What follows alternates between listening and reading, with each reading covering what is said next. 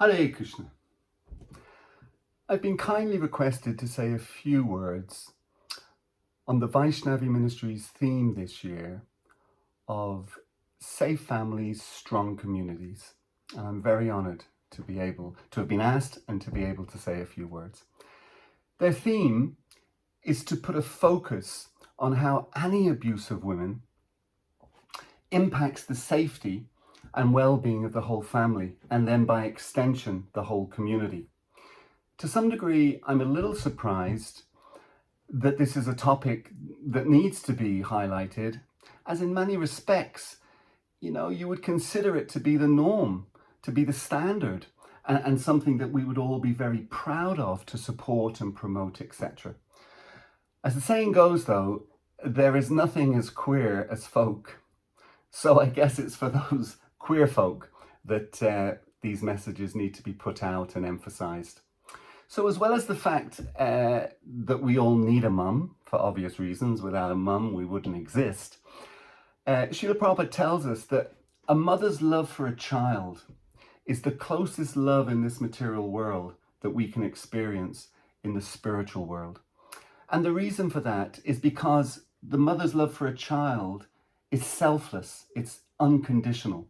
So yeah, that's why it's the closest love as to the love that will be experienced in the spiritual world. From such a selfless love, it is a little hard to understand how so many sons can then go on to become hostile and indeed even violent toward women. It's kind of, they experience that love of their mother. It's just, little challenging to understand why they would then go on to be hostile and indeed violent towards women. And Srila Prabhupada said many times, Mat privat para dureshu, that we should consider all women to be our mother. And no doubt if we were able to do that, to consider all women to be our mother, there would be little or no disrespect, what to speak of violence, towards women in Srila Prabhupada's movement.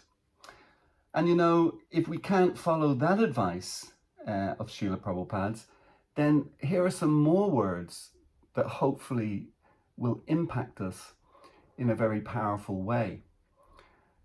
And that was when Srila Prabhupada came to learn that some women in some temples were being excluded from being able to chant their rounds in the temple, and more things as well, doing artis, etc. And Srila Prabhupada's response was, who's introduced this? We have our Gaudiya Vaishnava standard going back so long. He said,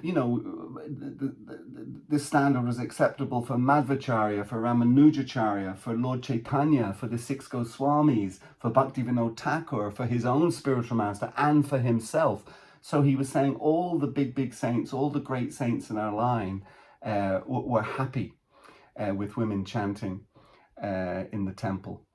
So who has introduced this new standard? He was really annoyed, and he wanted it reversed.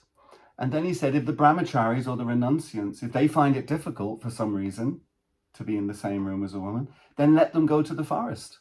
So in other words, the issue is theirs, and they should deal with the issue, not that they should project it onto the women and then expect them to have to do something, and make some adjustment like that. No, the adjustment has to be made from their side. And of course, Prabhupada went on to say that going to the forest, of course, isn't a solution anyway, because if you all go to the forest, then who's going to push on the preaching movement? So it's not that Prabhupada wanted them to go to the forest, but he also didn't want that it would impact negatively on the Vaishnavis.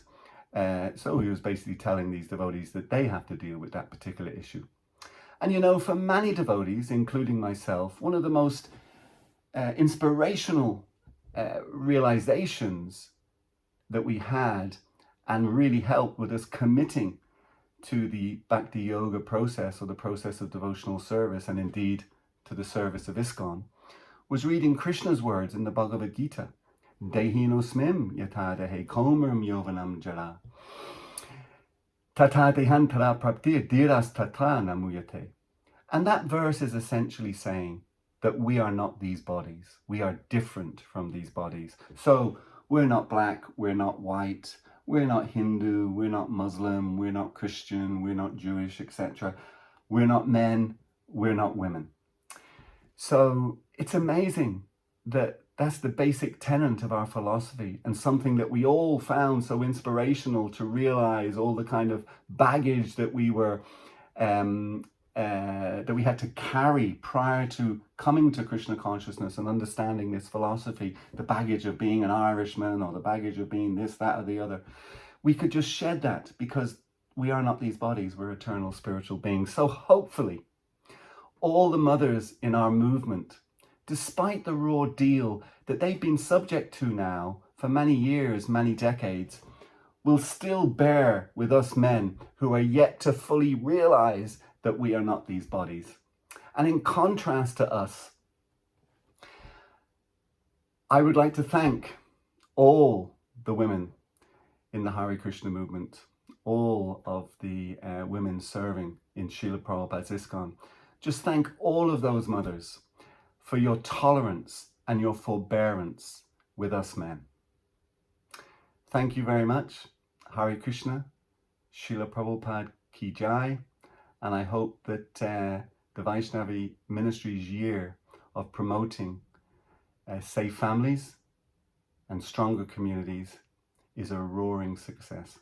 I hope it is. Hare Krishna.